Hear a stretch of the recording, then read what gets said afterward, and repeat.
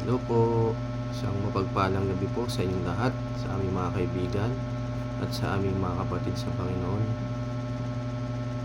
Sa gabi pong ito, muli po nating pagbubulayan at pag-aaralan ang salita ng ating Panginoon.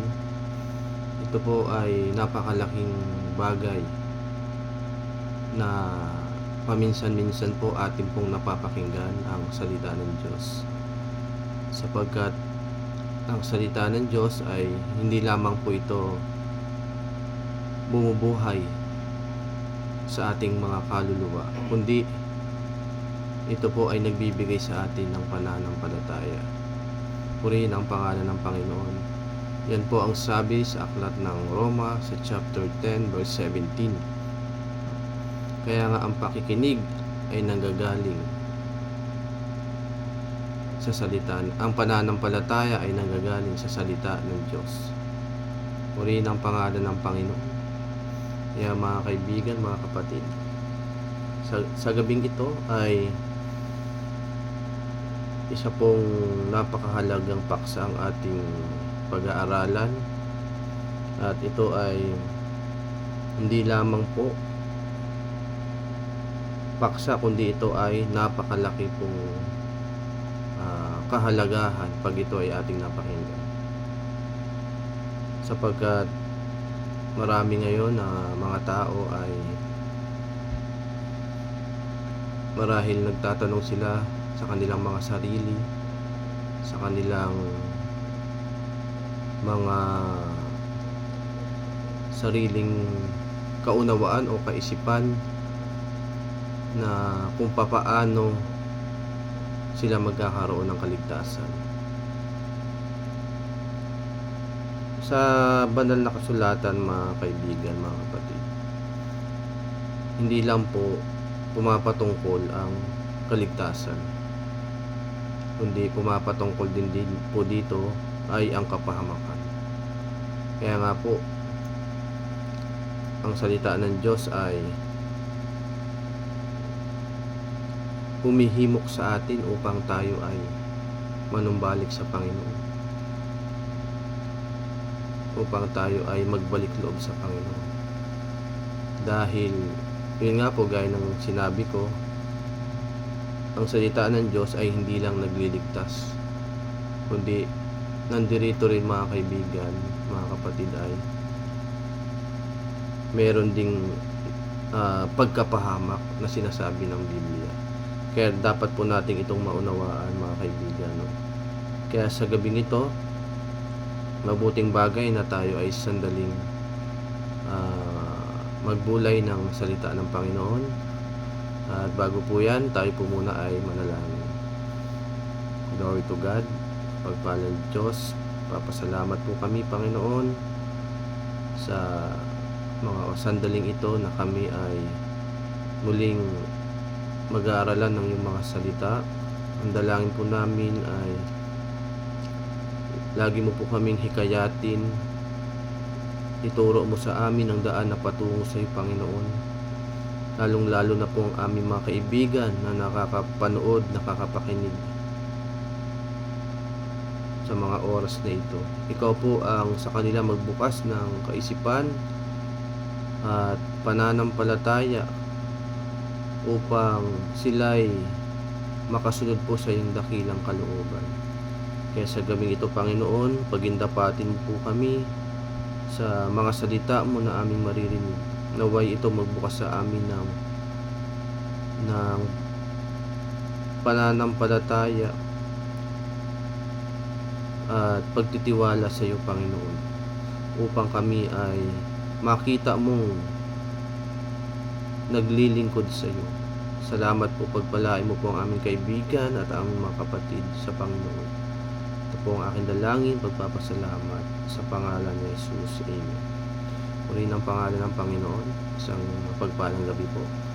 At ang ating pong paksa ay ating pong makikita dito sa aklat ng Ezekiel sa kapitulo 18. Ang talata po nito ay 30 hanggang 31. Sabi po ng banal na kasulatan, kaya't hahatulan ko kayo, o sangbahayan ni Israel, bawat isa'y ayon sa kanyang mga lakad, sabi ng Panginoong Diyos. Kayo'y magbalik loob at magsihiwalay kayo sa lahat niyong pagsalangsang. Sa pamamagitan ng kasamaan ay hindi magiging inyong kapahamakan. Inyong iwaksi ang lahat ninyong pagsalangsang ng inyong isinalangsang at kayo'y magbagong loob at magbagong diwa sapagkat bakit kayo mamamatay o ang ni Israel. Purihin ang pangalan ng Panginoon. Ang ating paksa o topic ay bakit mapapahamak ang tao kapag hindi nagbalik loob sa Diyos o nanumbalik sa Diyos. Purihin ang pangalan ng ating Panginoon. Gaya po ng ating binasa, mga kaibigan, mga kapatid, na kapag tayo ay hindi nanumbalik sa Diyos, ang sabi po ng banal na kasulatan, tayo po ay mapapahamak. Kaya ang sabi po dito, kayo'y magbalik loob at magsihiwalay kayo sa lahat ninyong pagsalangsang. Sa gayoy ang kasamaan ay hindi magiging inyong kapahamakan.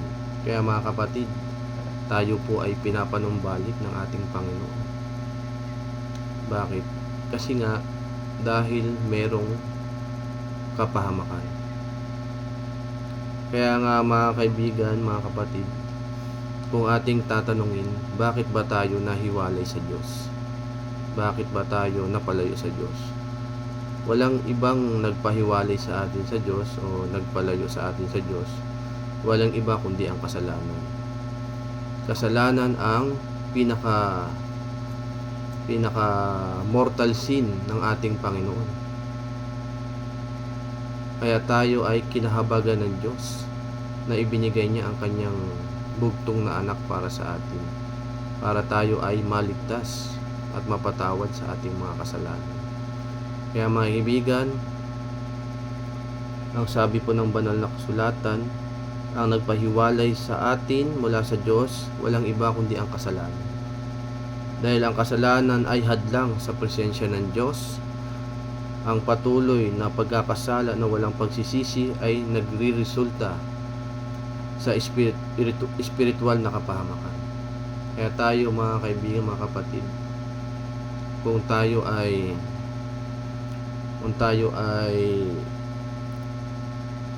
hindi manumbalik sa ating Panginoon, ang sabi po ay tayo ay mapapahamak. Sapagkat lahat tayo ay makasalanan. Walang taong hindi nagkasala. Walang taong malinis. Walang taong matuwid. Lahat tayo ay may kasiraan. Lahat tayo ay may kasalanan. Kaya nga, ano yung nagpahiwalay sa atin? Sa Diyos, walang iba kundi ang kasalanan. Basahin po natin dito po sa aklat ng Isaiah sa chapter 59 verse 2. Ang sabi po ng banal na kasulatan, ang inyong mga kasalanan ang siyang naglayo sa inyo sa Diyos. At iyon ang dahilan kung bakit niya kayo tinalikuran at ayaw nang makinig sa inyong mga dalangin. Ayan po mga kaibigan, na ang kasalanan talaga ang nagpahiwalay sa atin sa Diyos. Sapagkat tayong mga tao ay talagang pinaglihi tayo sa kasalanan. Bakit tayo pinaglihi sa kasalanan? Siguro alam naman natin ang kaganapan nung unang panahon. Ang unang nagkasala ay si Eva, di ba mga kaibigan? Kinain niya yung bunga ng punong kahoy na hindi pinahintulot ng Panginoon. Ang katigasan ng kanyang ulo ay nagresulta ng pagsuway, pagsalangsang sa ating Panginoon. Kaya tayo ay nagkasala. Basahin natin mga kaibigan kung bakit tayo ay pinaglihi sa kasalanan. Dito sa Genesis sa chapter 3 verse 22 hanggang sa mga sumusunod na talata. Basahin po natin. Ito na lang pong tablet ang aking gagamitin kasi mas mabilis po ito. At sinabi ng Panginoon Diyos, narito, tao'y naging parang isa sa atin na nakakilala ng mabuti at ng masama. At baka ngayon iunat ang kanyang kamay at pumitas naman ng bunga ng punong kahoy ng buhay at kumain at mabuhay magpakailanman.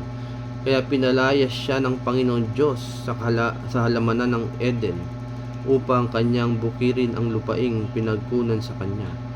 Ano pat itinaboy ang lalaki at inilagay sa silanganan ng halamanan ng Eden, ang mga kerubin at ang isang nagdininga sa tabak na umikot upang ingatan ang daang patungo sa kahoy ng buhay. Kaya ito ang dahilan, mga kaibigan, no? Kaya tayo ay pinaglihi sa kasalanan dahil mismo ang nilikha ng ating Panginoon, tayong mismo mga tao. Si Eva, siya ang unang sumuway sa utos ng Diyos. Nang sabi ng Panginoon sa kanya, maaari mong kainin ang lahat ng mga nakikita mo dyan, pero huwag mong kainin ang kaisa-isang punong kahoy na ito, sapagkat ang sabi, ayon ang pagkakakilanlan ng mabuti at masama. Yan po, mga kaibigan, na kaya si Eva, tinukso siya ni Satanas, pinakain ni Satanas sa kanya ang bunga ng punong kahoy. Si Eva naman sumunod, kahit na siya ay pinagsabihan ng Panginoon, sumuway siya. Diyan, mga kaibigan, nagmula ang kasalanan ng tao. Kaya mula noon hanggang ngayon, ang tao ay nagkasala. Ang sabi po sa aklat ng Roma sa chapter 3 verse 23, lahat ng tao ay nagkasala at walang nakaabot sa kaluwalhatian ng Diyos. Lahat po tayo makasalanan. Ako, ikaw, lahat tayo, mga magulang natin, mga kaibigan, mga kilala natin, mga mahal sa buhay, lahat po tayo ay nagkasala sa ating Panginoon. Hindi po natin pwedeng sabihin na tayo ay matuwid, tayo ay matulungin, tayo ay mapagbigay, maawain. Baga lahat ng mabubuting bagay na sa atin na. Pero nananatili ang katotohanan ng sabi ng Biblia sa Romans chapter 3 verse 23, tayo ay makasalanan. Kaya po, ngayon, dahil tayo ay nagkasala, kaya tayo ay nahiwalay sa ating Panginoon. Gaya ng binasa natin sa Isaias, mga kaibigan, no? Na ang kasalanan na siyang naglayo sa inyo sa inyo sa Diyos, at iyon ang dahilan kung bakit niya kayo tinalikuran. Yan, mga kaibigan. Kaya ang kasalanan ang dahilan kung bakit tayo ay nawalay sa Diyos o nahiwalay sa ating Panginoon. Basahin pa natin dito sa aklat ng Romans sa chapter 5 verse 12. Kaya kung paano na sa pamamagitan ng isang tao ay pumasok ang kasalanan sa sanglibutan, at ang kamatayay sa pamamagitan ng kasalanan, at sa ganito ang kamatayan ay naranasan ng lahat ng mga tao, sapagkat ang lahat ay nagkasala. Ayan, mga kaibigan, napakalinaw. Ang sabi ng banal na kasulatan, kaya ang tao ay mamamatay dahil sa kasalanan. Kaya pumasok ang kasalanan sa sanlibutan, at ang tao ay mamamatay dahil sa pamamagitan ng kasalanan. Yan, mga kaibigan, kaya ito ay napakalaking bagay na dapat nating maunawaan, na kung bakit tayo ay kinakailangang manumbalik sa Diyos. Kinakailangan nating magbalik sa Diyos, magbalik loob tayo sa Diyos. Bakit? Dahil tayo ay makasalanan, at ang kasalanan ay ang nagpahiwalay sa atin sa Diyos na buhay. Kaya tatandaan natin, mga kaibigan, mga kapatid, na manumbalik tayo sa ating Panginoon. Dahil ang sabi ng banal na kasulatan, kapag ikaw ay hiwalay kay Kristo, wala tayong magagawa sa ating buhay. Wala tayong magagawa sa ating sarili. Hindi natin kayang iligtas ang ating buhay. Hindi natin kayang iligtas ang ating mga sarili. Ang sabi ng banal na kasulatan, tanging ang Panginoong Kristo lamang ang makapagliligtas sa atin. Kaya nga siya ang naging tagapamagitan natin sa Diyos Ama. Kung wala ang tagapamagitan, wala tayong kaligtasan. Purihin ang pangalan ng Panginoon. Ano pa mga kaibigan? Ano ang dahilan bakit mapapahamak ang tao?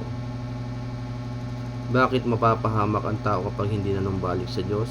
Ang sabi po ng banal na kasulatan, sapagkat ang hatol ng Diyos ay tiyak sa mga hindi nagsisisi. Mga kaibigan, dapat nating ika-alarma ito, ikatakot ito, na ang sabi dito, ang hatol ng Diyos ay sa mga tiyak na hindi nagsisisi. Ibig sabihin, ito yung mga walang paniwala, ito yung mga walang pananampalataya, ito yung mga unbeliever, no mga kaibigan, no? So dapat nating maunawaan na kung bakit ang tao ay mapapahamak, dahil mayroong kahatulan, at doon sa iyong kasalanan na ginawa, doon ka hahatulan. Pero may paraan kung bakit may paraan upang tayo ay muling makapanumbalik sa Diyos. Anong sabi? Yung mga nagsisisi. Purihin ang pangalan ng Panginoon. Kaya nga mga kaibigan, kahit gaano kalaki ang iyong kasalanan, kahit gaano karami ang iyong kasalanan, basta ikaw ay nagsisi, humingi ka ng tawad sa Diyos, nanumbalik ka sa Kanya, sumampalataya ka, ikaw ay patatawarin. Purihin ang pangalan ng Panginoon. Kaya nga ang Diyos nakakatakot mga kaibigan, pag dumating ang araw ng paghuhukom. Ang Diyos ay makatarungan, may takdang araw ng paghuhukom. Ang mga taong hindi nagsisi sa Kanyang harapan ay mapapahamak.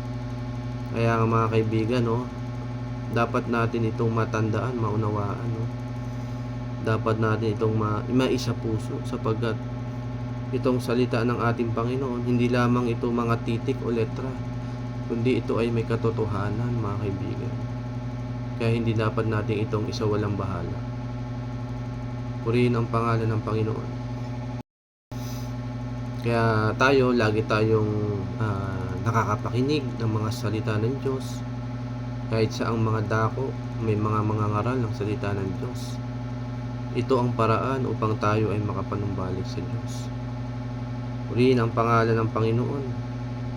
Ito ang dakilang layunin ng Diyos upang tayo ay makapakinig ng Kanyang mga salita, na meron siyang mga isinugo na mga ngaral upang tayo ay makapakinig. Purihin ang pangalan ng Panginoon. Kaya mga kaibigan, no, anong sabi? Ang Diyos ay may kahatulan sa mga hindi nagsisisi. Bibigyan lang natin to ng halimbawa mga kaibigan sa Bible para lubos nating maunawaan. Meron bang halimbawa sa Bible na paulit-ulit na sumuway sa Diyos at hindi nagpakumbaba, tinanggihan niya ang mga utos ng Diyos? Yan sabi po, meron po si Haring Saul. Kaya basahin po natin dito, no, sa unang Samuel sa chapter 15 verse 23. Sapagkat ang paghihimagsik ay gaya ng kasalanan na panguhula, at ang katigasan ng ulo ay gaya ng pagsambas sa mga Diyos-Diyosan at sa mga terap, sapagkat dahil iyong itinakwil ang salita ng Panginoon, ay Kanya namang itinakwil ka upang wag kang namang maging hari. Yan si Haring Saul, no? Itinakwil niya ang Panginoon, at ang Panginoon din itinakwil siya para hindi siya maging hari. Kaya mga kaibigan, no, ito nakikita dito ang paulit-ulit na pagsuway niya sa Diyos. Hindi siya marunong magpakumbaba. Tinanggihan niya ang mga utos ng Diyos bilang siya ay hari. Kaya ito makikita natin mga kapatid, isang ilustrasyon, isang halimbawa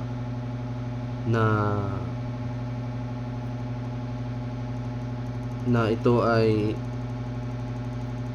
pagsuway sa ating Panginoon, no? Purihin ang pangalan ng Panginoon. Praise God. Kaya po dito po sa ating babasahin sa Lucas sa chapter 13 verse 3, ang sabi po ng banal na kasulatan, sinasabi ko sa inyo, hindi datapwat malibang kayo magsisi ay mga mamatay kayong lahat sa gayon ding paraan. Ang hindi raw mga magsisisi ay mamamatay sa ganung paraan. Ano ibig sabihin ng mga kaibigan? Ibig sabihin, pag hindi ka nagsisi, yung mga kasalanan mo, hindi ka mapapatawad ng ating Panginoon. Kaya ang buhay mo, ang kaluluwa mo ay mapapahamak. Kasi ang hinahanap ng Panginoon sa atin ay yung pagsisisi natin. Dahil nga tayo ay makasalanan, tayo ay masama, no? Tayo ay naging masama dahil sa kasalanan. Kaya ang hinahanap sa atin ng Panginoon, ang sabi niya, kapag hindi tayo nagsisi, hindi tayo magkakaroon ng kapatawaran at tayong lahat ay mamamatay. Purihin ang pangalan ng Panginoon. Praise God. Kaya napakahalaga mga kaibigan ng pagsisisi. Diyan makikita ng Panginoon ang ating puso. Kung tayo ay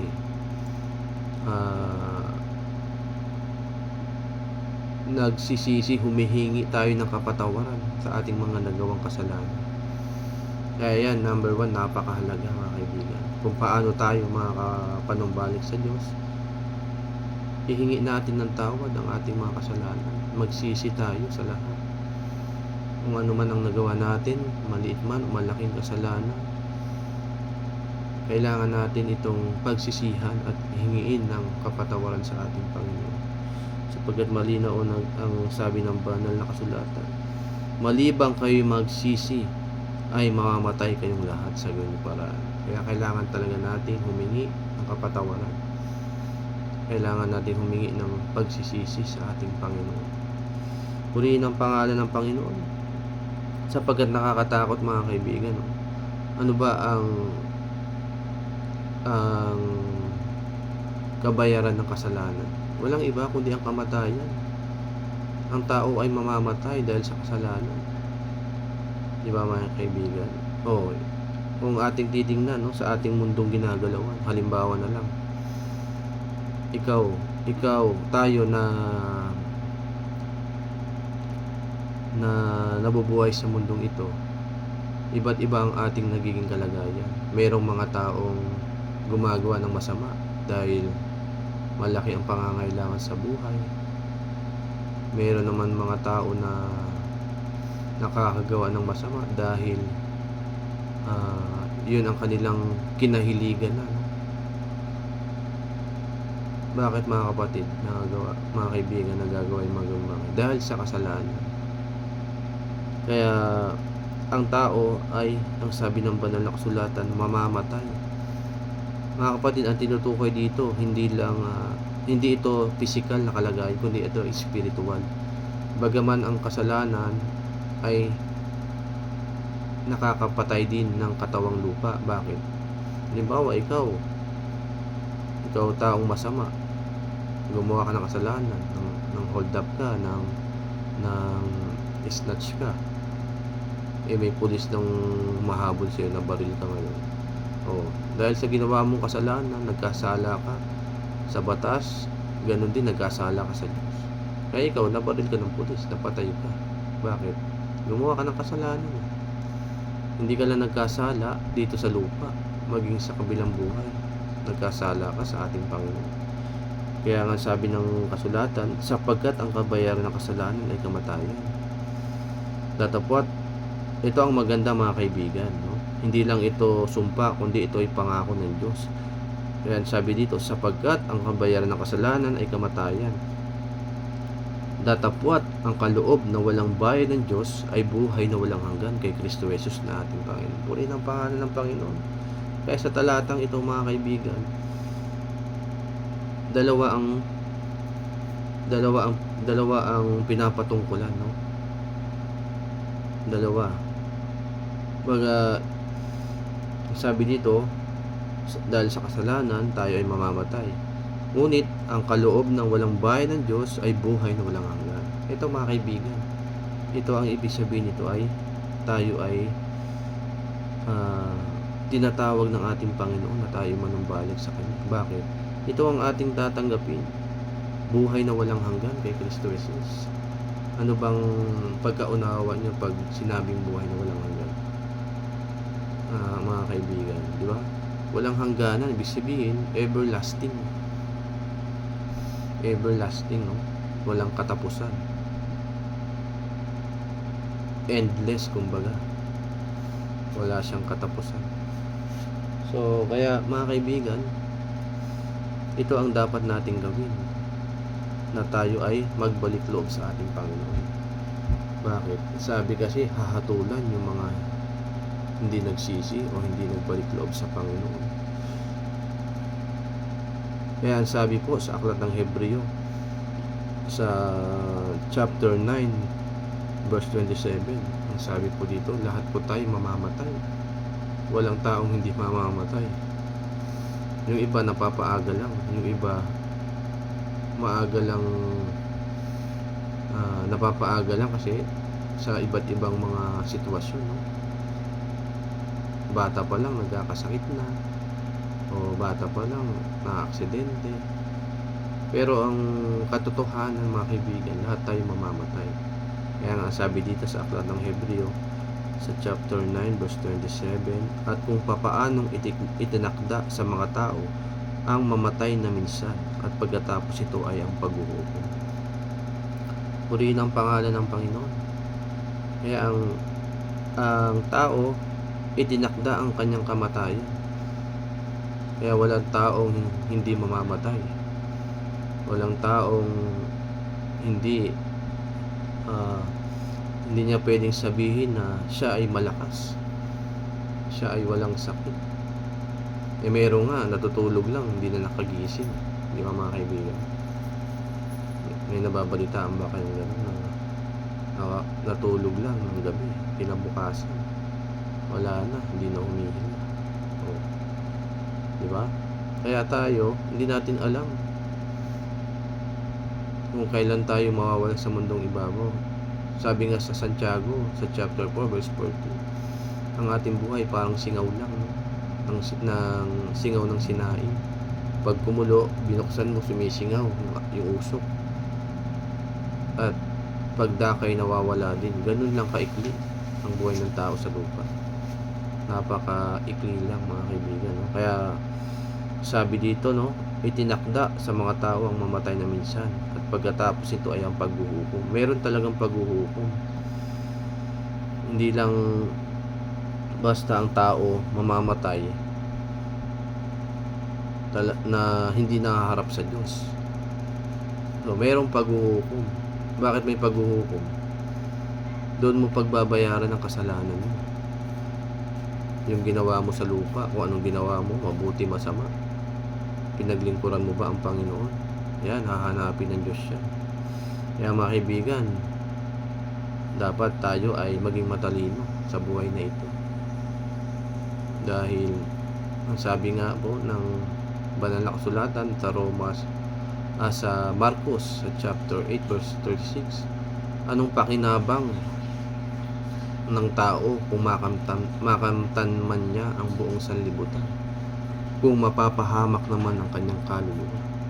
Totoo mga kaibigan, mga kapatid, anong pakinabang ng iyong kayamanan? Anong pakinabang ng iyong mga ari-arian kung ang iyong kaluluwa naman ay mapapahamak? Di ba? Useless ang lahat ng iyong inipon, ang iyong inimpok. Hindi mo naman madadalian sa kabilang buhay, no? At nakakatakot dahil ang sabi ng salita ng Diyos, walang pakinabang yan sa buhay na darating. Kaya pag yan ang inuna mo at hindi ka handa sa muling pagbabalik ni Kristo, sabi ng banal na kasulatan, ikaw ay mapapahamak. Yan ang katotohanan mga kaibigan. Yan ang katotohanan ng salita ng ating Panginoon. Kaya nga ang ating Panginoon ay napakamahabagin niya. mapagpahinuhod sa lahat ng mga bagay, maawain, mapagmalasakit, higit sa lahat, maibigin sa atin, na hindi niya ibig ang tao ay mapahamak, kundi ang kagustuhan niya, malaman ang katotohanan at maligtas ang tao. Malaman natin ang buong katotohanan. Kaya ang sabi po doon sa 1 Timothy sa chapter 2 verse 4, na ang ibig ng Diyos tayo ay mangaligtas at makaalam ng katotohanan. Yan po talaga ang ibig ng Diyos sa atin. Hindi niya ibig na tayo ay mapahamak. Hindi niya ibig na tayo ay lumusong doon sa dagat-dagatang apoy. Kaya nga binigyan tayo ng freedom eh. Hindi lang freedom, kundi wisdom ang binigay sa atin ng Panginoon, para tayo ay makapamili kung ano ang dapat nating piliin. Kung pinili mo ang ayaw ng Diyos, doon ka talaga mapupunta sa naglalagablab na apoy. Pero pag pinili mo ang gusto ng Diyos, ay tiyak na ikaw ay makakasama ng ating Panginoon doon sa kaharian ng langit. Purihin ang pangalan ng Panginoon. Ano bang meron doon sa kaharian ng langit? Ang sabi po sa aklat ng 1, sa chapter 14 verse 1, basahin po natin para tayo ay lumakas ang ating loob, para tayo magkaroon tayo ng pagtitiwala sa ating Panginoon. Dito po sa aklat ng John, basahin po natin, napilan po natin talata. Ang Bible ko kasi sira-sira na. Yan po, sa chapter 14 verse 1 to 3, basahin po natin.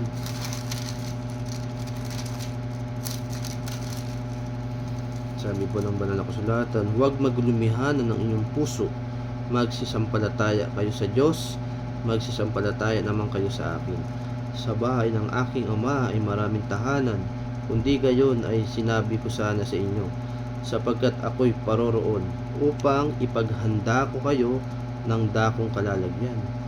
At kung ako'y pumaroon at kayo'y maipaghanda ng kalalagyan, ay muling paririto ako at kayo'y tatanggapin ko sa aking sarili, upang kung saan ako naroon, kayo naman ay doon. Purihin ang pangalan ng Panginoon.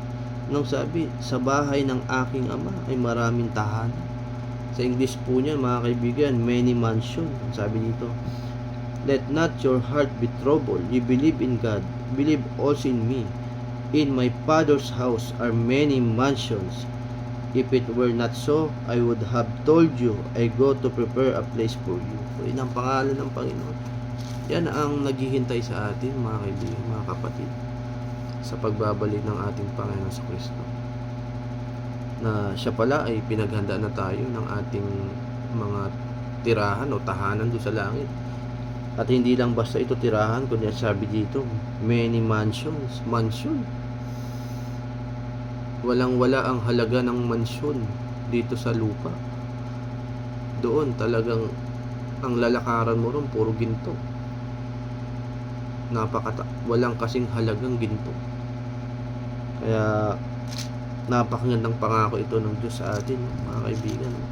Pag tayo ay nanumbalik sa ating Panginoon, walang ibang makakatanggap niya kundi ang nanumbalik kay Kristo, ang nanumbalik sa ating Panginoon, ang nagsisi sa kanyang mga kasalanan. Purihin ang pangalan ng Panginoon. Ano pa, mga kaibigan, ang ating susunod na paksa? Ito ay pangatlo na, no? At ito ay huli na, panghuli nating talakayan, no? Ang sabi dito, bakit ang tao mapapahamak kapag hindi siya nagbalik loob sa Diyos? Sapagkat tanging ang pagbabalik loob ang daan sa buhay na walang hanggan. Purihin ang pangalan ng Panginoon.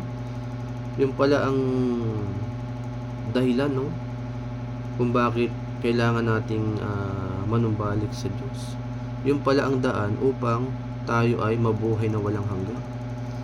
Purihin ang pangalan ng Panginoon. Praise God. Sino po ang daan na tinutukoy dito? Walang iba kundi ang ating Panginoon sa Kristo. Siya lamang po ang daan at wala nang ibang daan bukod sa Kanya. Kaya nga doon po sa talata na doon sa aklat ng 1 sa chapter 14 verse 6.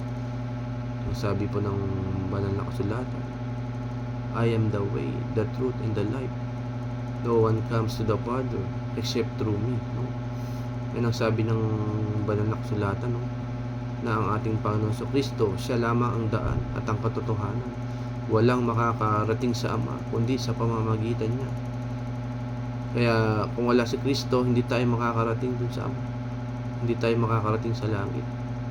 Sapagkat siya ang tulay at daan patungo dun sa kalangitan. Purihin ang pangalan ng Panginoon. Praise God. Purihin ang pangalan ng Panginoon. Kaya anong sabi dito mga kapatid, mga kaibigan? Sa aklat ng Gawa, sa chapter 3 verse 19, basahin natin. Basahin natin. Kaya nga magsisi kayo at magbalik loob upang pawi ang inyong mga kasalanan. Upang kung magkagayon ay magsidating ang mga panahon na kaginhawaang mula sa harapan ng ating Panginoon. Purihin ang pangalan ng Panginoon. Praise God. Kaya ito mga kaibigan, itong mga talatang ito natin ang babasa, no, na tayo ay magsisi. Sapagkat walang ibang paraan upang tayo ay makapanumbalik sa Panginoon, kundi tayo ay magsisi sa ating mga kasalanan. At ang sabi, ang daan ng ating kaligtasan ay ang ating Panginoong Kristo. Purihin ang pangalan ng Panginoon. Ano pang sabi sa Korinto? 2, kaya't kung ang sino man ay na kay Kristo, siya ay bagong nilalang. Ang mga dating bagay ay nagsilipas na. Narito, sila ay pawang naging mga bago. Purihin ang pangalan ng Panginoon. Praise God. Pag tayo pala ay na kay Kristo na, tayo ay mga bagong nilalang na. Hindi na natin isa sa pamuhay yung ating mga dating gawain sa sanlibutan. Ang ating mga makalayaw na gawain o makasanlibutang gawain. Hindi na natin ipapamuhay yun. Kakalimutan na natin yun. Ibabao na natin yun sa limot. Ang sabi ng Panginoon, kapag tayo ay na kay Kristo na, tayo ay bagong nilalang na. Purihin ang pangalan ng Panginoon. Kaya tayo mga kaibigan, mga kapatid, nililinis tayo sa pamamagitan ng bautismo. Kapag tayo ay tumanggap kay Kristo, sumampalataya, nanumbalik sa Kanya, tayo nagsisi, kailangan din natin ay mahugasan ng kasalanan. Purihin ang pangalan ng Panginoon. Kailangan nating maging malinis sa harapan ng ating Diyos. Bakit? Ang Diyos kasi banal at makapangyarihan sa lahat. Hindi tayo pwedeng humarap sa Kanya na tayo ay marumi. Yan ang tatandaan natin mga kaibigan. Kaya basahin natin dito mga kapatid, dito sa aklat ng 1 sa chapter 3 verse 1 hanggang 5. Sabi mo ng banal na kasulatan, malibang ipanganak muli ang isang tao, hindi siya makakapasok sa kaharian ng Diyos. Kaya kailangan nating ma-born again ulit. Ma-born again. Ano po yung born again na tinatawag? Hindi po ito yung pangalan ng isang sekta o religion. Ang born again po na tinatawag, ito ay paghuhugas ng ating kasalanan at paglakad sa kalooban ng Diyos. Yan po ang born again. At hindi lang po ito pumapatungkol sa mga mabubuting gawa natin. Wala na tayong bisyo, nalayuan na natin. Bagamat yan, maganda yan kasi naiwasan na natin ang bisyo. Nabago na tayo ng ating Panginoon. Pero ang pinaka malalim na pakahulugan ng born again, ito ay pamumuhay mula sa ating Panginoon. Tayo ay lumalakad na sa buhay, sa pamumuhay at sa kabanalan mula kay Kristo.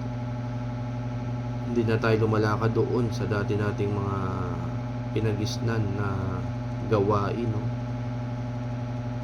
Na puro kang sarili lang ang iniisip, no? Puro kapakanan lang ng sarili. At hindi na tayo lumalakad doon sa puro kalayawan, no? Sa makamundong gawain, no?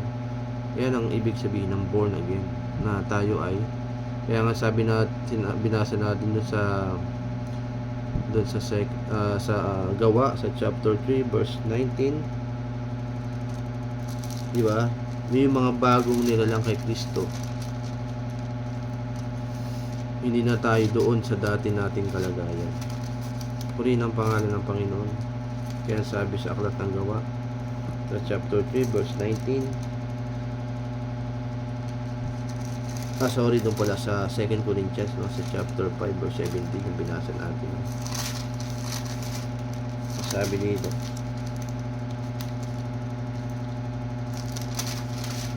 Second Corinthians sa chapter 5 verse 17. Sayin natin ulit para malinaw po sa atin. Kaya't kung ang sino man ay nakay Kristo, siya'y bagong nilalang, at mga dating bagay ay nagsilipas na, narito sila'y pawang naging mga bago. Purihin ang pangalan ng Panginoon. Kaya tayo, pag tayo ay nakay Kristo na, bagong nilalang na tayo. Hindi na natin babalikan yung ating dating buhay o pamumuhay sa sanlibutan ito. Purihin ang pangalan ng Panginoon. Praise God. Paano natin magagawa yan, mga kaibigan, mga kapatid? Ang sabi ng banal na kasulatan, kailangan nating mahugasan sa kasalanan. Tayo ay kailangan magpa-bautismo sa pamamagitan ng paglubog sa tubig na may panalangin. Purihin ang pangalan ng Panginoon. Basahin natin, no? Magbigay tayo ng halimbawa, mga kaibigan, para talaga tayong maniwala tayo na ang bautismo ay napakahalaga po.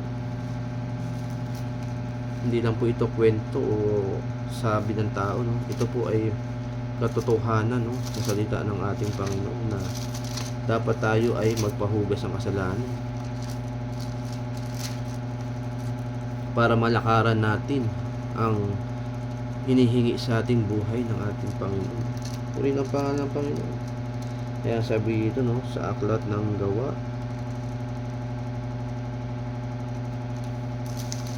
sa chapter 2 verse 38, basahin natin, mga kaibigan. At sinabi sa kanila ni Pedro, mangagsisi kayo at mangagbautismo ang bawat isa sa inyo sa pangalan ng Jesucristo sa ikapagpapatawad ng inyong mga kasalanan, at tatanggapin ninyo ang kaloob ng Espiritu Santo. Purihin ang pangalan ng Panginoon. Yan, mga kaibigan, binasa ko sa inyo. Hindi sa akin nanggaling o nagmula, kundi sa banal na kasulatan. Kaya ang sabi dito, mga kaibigan, ang sabi sa kanila ni Pedro, mangagsisi kayo at mangbautismo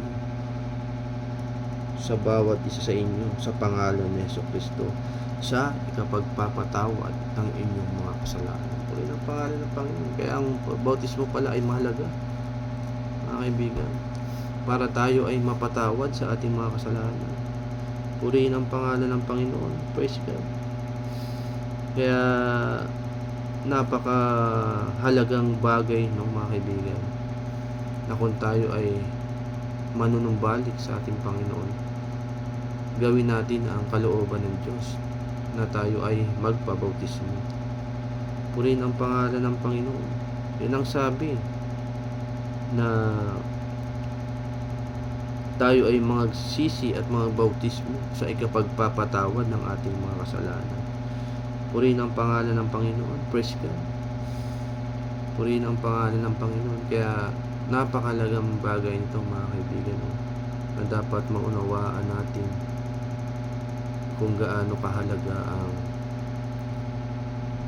ang salita ng ating Panginoon, na ang sabi bumapatungkol sa ating paksa o topic na bakit ang tao ay mapapahamak kapag hindi siya nanumbalik sa Diyos, sapagkat ang tao ay makasalanan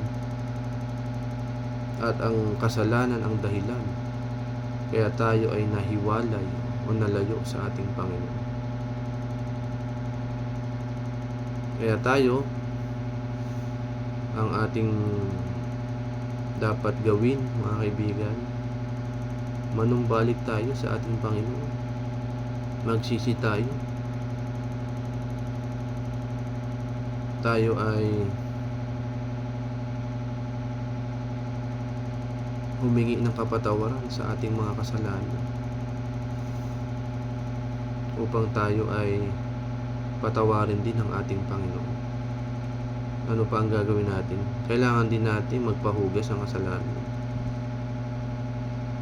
Sapagkat yun ang sabi, no? Magsisi at magpahugas ng magbautismo sa ikapagpapatawad ng ating kasalanan. Purihin ang pangalan ng Panginoon.